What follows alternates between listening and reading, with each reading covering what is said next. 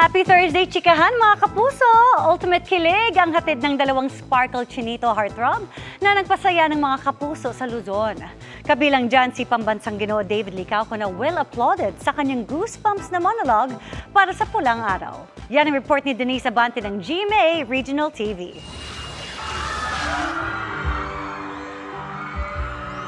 Sinalubong ng malalakas na sigawan at hiyawan si pambansang Ginoo David Licauco sa isang event sa City of San Fernando, Pampanga. We love you, David! Hinarana ni David ang crowd. Nagpakilig at nakilaro rin siya kasama ang fans.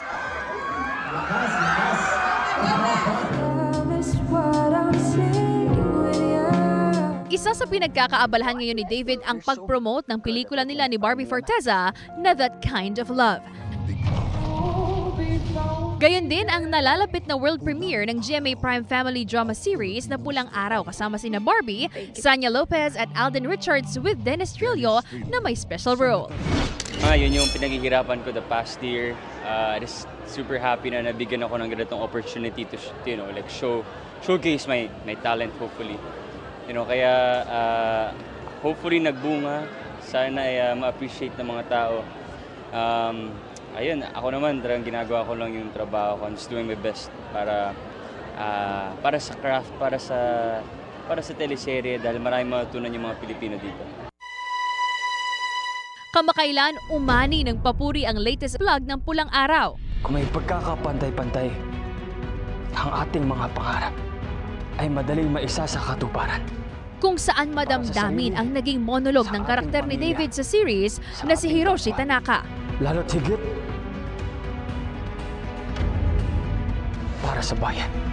Thankful daw si David na nabigay sa kanya ang role at nabigyan siya ng pagkakataon para mag-share ng mga advocacy para sa mga Pilipino.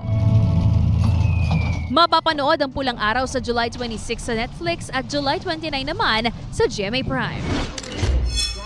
Sa Dasmariñas, Cavite naman nakisaya ang isa pang Sparkle Chinito heartthrob na si Migs Almendras. Nagsilbi siyang host sa dambuhalang inflatable installation doon, kabilang ang Gentle Giant Bear na may taas na 30 feet. Reminiscing his childhood memories daw with this toy si Migs. Ang daming bumabalik sa akin ng mga alala. Okay, dati may stuffed toy ako na. Hindi ganyan. Pero just again, ang sarap panoorin ng mga bata. Naki-food trip din siya sa kakaibang chicharon sa Dasma. Ang healthy lettuce na ginawang chicharon, ang Lecharon Bulaklak.